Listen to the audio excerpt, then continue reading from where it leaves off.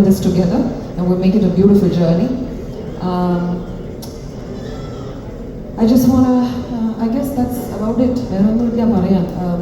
Amir's വേറെ projects ഞാൻ കണ്ടിട്ടുണ്ട്. I've seen your work and I hope we are able to ഈ സിനിമയുടെ captain of the ship actually ഈ സിനിമയുടെ കഥയാണ് എന്ന് വേണമെങ്കിൽ പറയാം. അത് തന്നെയാണ് മെയിൻ USP. സോ തീർച്ചയായിട്ടും നല്ലൊരു സിനിമ സ്റ്റുഡിയോ ഔട്ട്സൈഡേഴ്സിൻ്റെ ആദ്യത്തെ പ്രോജക്റ്റായിട്ട് ലോഞ്ച് ചെയ്യാൻ പറ്റും, നിങ്ങളുടെ മുന്നിൽ കൊണ്ടുവരാൻ സാധിക്കും.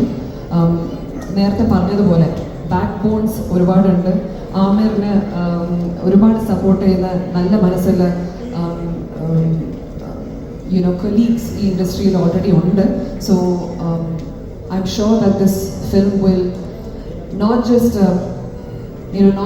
studio outsiders എന്നുള്ള പേരുള്ളതുകൊണ്ടാണ് I'm like okay, it's gonna it's not just what, when you say the word outsiders it just brings me, ഞാനിപ്പോൾ 2 വർഷമായിട്ട് I have been an outsider because I've been focused fully in Tamil cinema. 2 Tamil cinema continuous ആയിട്ട് ചെയ്തതിന് ശേഷം ഈ വർഷം ഒരു few months ago ആണ് ഞാൻ എൻ്റെ 2ാമത്തെ തമിഴ് സിനിമ ഫിനിഷ് ചെയ്തത്.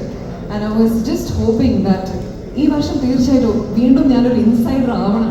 അപ്പോഴാണ് ഇതുപോലെ ഒരു കഥ, ഒരു നല്ലൊരു കഥയുമായിട്ട്, നല്ല കഥ തന്നെ വേണമെന്ന് ഭയങ്കര നിർബന്ധമായിരുന്നു.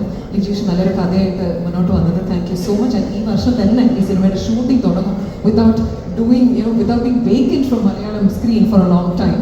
I'm very happy to be a part of this project. അപ്പം ഔട്ട്സൈഡ് ഉള്ള ആൾക്കാരെ അപ്പീൽ ചെയ്യാൻ as Malayalam cinema is doing really really well വളരെ എളുപ്പമാണെന്നാണ് എൻ്റെ ഒരു ധാരണ. ബിക്കോസ് ഇൻസൈഡേഴ്സിനെ കൺവിൻസ് ചെയ്യാൻ നമ്മുടെ മലയാളീസിനെ കൊണ്ട് മലയാള സിനിമ ഇഷ്ടപ്പെടിപ്പിക്കാൻ ശരിക്കും ഈസി അല്ല. സോ അവർ ഓഡിയൻസ് ഏറ്റവും ക്രിട്ടിക്കലാണ് of our stories, of our acting, and this is what makes us excel and cross boundaries.